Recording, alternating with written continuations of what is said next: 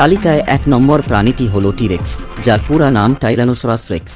এরা পৃথিবীতে প্রায় ৬৬ মিলিয়ন বছর আগে বাস করত। এরা ছিল প্রচণ্ড শক্তিশালী ও হিংস্র।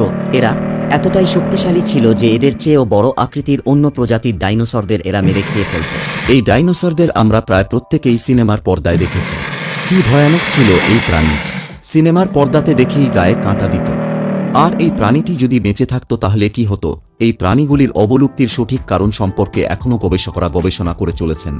তবে কথিত আছে আজ থেকে ৬.৫ কোটি বছর আগে মঙ্গল ও বৃহস্পতি গ্রহের মাঝখানে ঘূর্ণায়মান একটি গ্রহাণু প্রবল বেগে আঘাত করে পৃথিবীকে।